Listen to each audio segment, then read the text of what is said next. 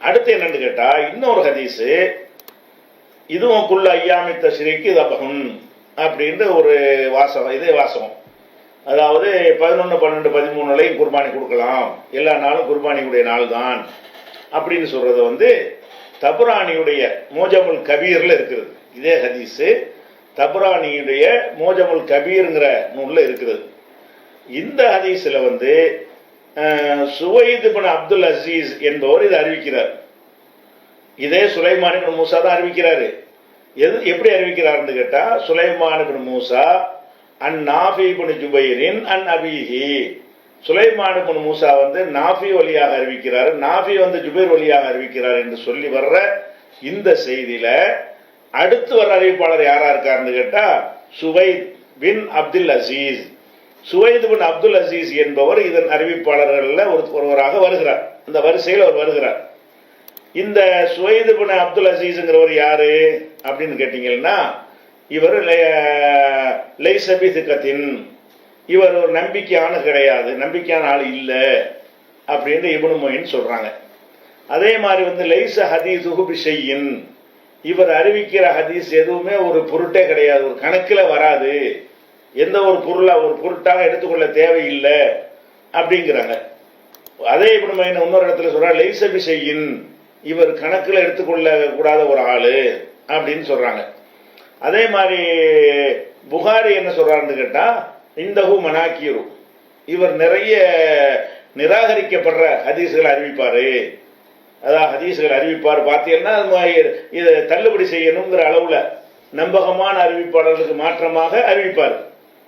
அன்கரா அகமது, அகமது இமாமும் அதை நினைஞ்சிருக்கிறாங்க, முன்கரா கருதி இருக்கிறாங்க.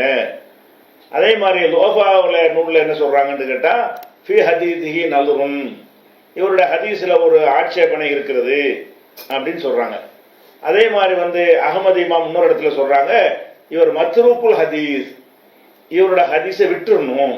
இவர் ஒரு ஹதீஸ்ல சுவைத் பின் அப்துல் அசீஸ் வந்துட்டாலே விட்டுற வேண்டியதுதான், இவர் ஆளு சரி போக்கு, இவர் சரியில்லை அப்படின்னு என்ன செய்யறாங்க சொல்றாங்க.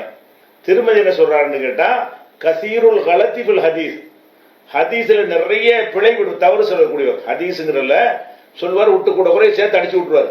ஹதீஸ்ல அதிகம் தவறு செய்யக்கூடியவராக இவர் இருந்தாரு அப்படின்னு அவர் சொல்றாரு. ஹாக்கிம் சொல்றாரு, லைஸா ஹதீஸுஹு பில் காயிம், இவருடைய ஹதீஸ் நிக்காது, ஆதாரத்துக்கு நிக்காது அப்படின்னு சொல்றாரு. அதே மாதிரி பஸார் சொல்றாரு, லைஸ பில் ஹாஃபில் வலா யுஹ்தஜ் பிஹி இதன் ஃபரத, இவர் மாத்திரம் தனித்து அறிவித்தாரையானால் அது ஆதாரமா கொள்ள இயலாது, இந்த கருத்தை இவர் மட்டும் தான் அறிவிச்சாருன்னு சொன்னா ஆதாரமா கொள்ளக்கூடாது அப்படின்னு சொல்லி என்ன செய்யறாங்க சொல்றாங்க. இப்படி இவரை பத்தின விமர்சனம் ரொம்ப கடுமையாக இருக்கிறது. யாரு? சுவைத் பின் அப்துல் அசீஸ்.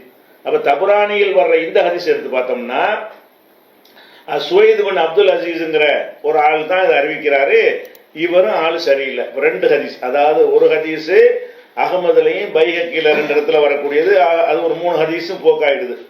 அடுத்து தபுரானியுடைய மூஜமல் கபீர்ல வருகிறது, அதுல சுவைத் பின் அப்துல் அசீஸ் வர்றாரு. இவர் இட்டு போய் தவறு செய்யறவர், கணக்கில் எடுத்துக்கிற கூடாது, இவர் விட்டுறணும், இதை சேர்த்துக்கொள்ள கூடாது என்றெல்லாம் நிராகரிக்கப்பட்ட ஒரு ஆளா இருக்கும் பொழுது இந்த ஹதீஸை வைத்துக்கொண்டு 11, 13 குர்பானி கொடுக்கலாம் என்று சட்டம் எடுக்க முடியாது.